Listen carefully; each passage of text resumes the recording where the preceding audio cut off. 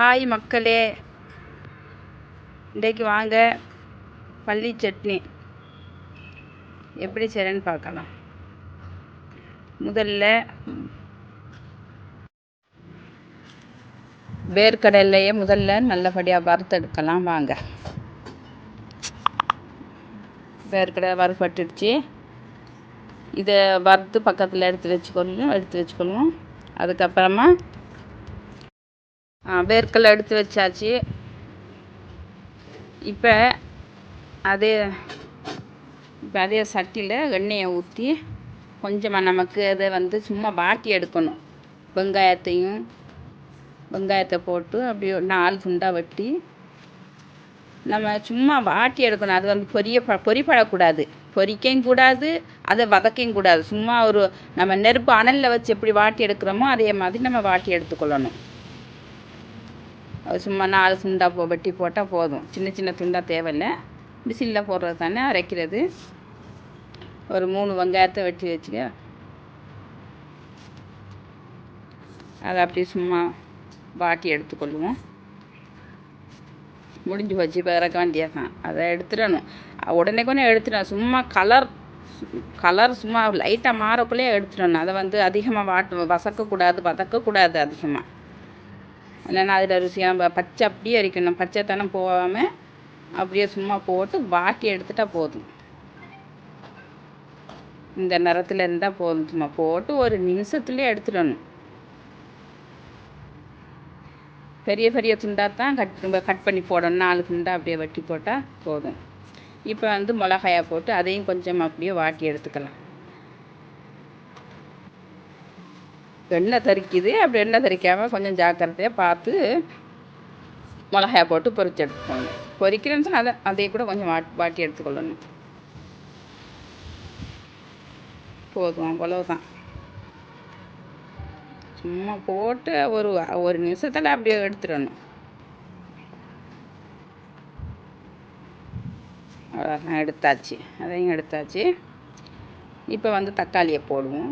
தக்காளியும் அப்படித்தான் 4 துண்டாக வெட்டி, அதையும் 4 துண்டாக வெட்டி ஒரு 2 3 நமக்கு சட்னி எவ்வளோ தேவை அவ்வளோ அளவுக்குள்ள. அதிகமாக போடக்கூடாது.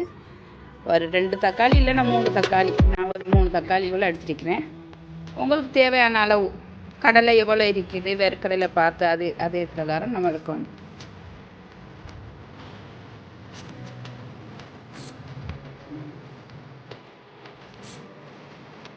இதை சும்மா அப்படியே வாட்டி எடுத்துக்கணும்.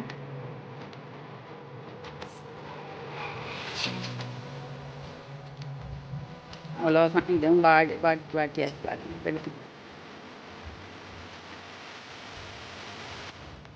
அப்படியே புல் நெருப்பில் வச்சு ஒரு நிமிஷம் அப்படியே வாட்டி எடுத்துக்கிட்டா சரி.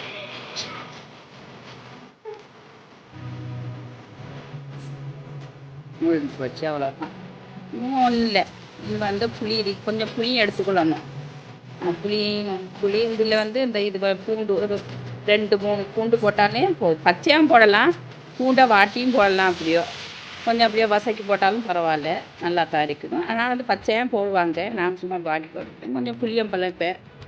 அந்த புளியை போட்டு கொஞ்சம் அலசி எடுத்துக்கொள்வோம். அதில் மண் எல்லாம் நிறைய இருக்கும். எப்பயும் புளி போடக்குள்ள கொஞ்சம் அலசித்தான் போட்டுக்கொள்ளணும்.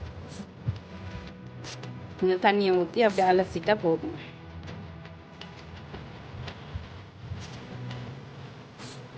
அலசி எடுத்துட்டு இப்போ இந்த இது வறுத்த பள்ளி இருக்கு இல்லையா, அந்த கடலையை நம்ம நல்லா நசிச்சு அப்படி அதுக்கு தோலெல்லாம் எடுத்துடணும்.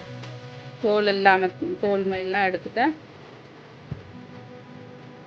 நசிச்சு நல்லா கையால் நசிச்சா. இல்லைன்னு சொன்னால் மத்து இருந்தால் கூட அந்த மத்தால் அப்படி இது பண்ணால் எல்லாம் நசிக்கும்.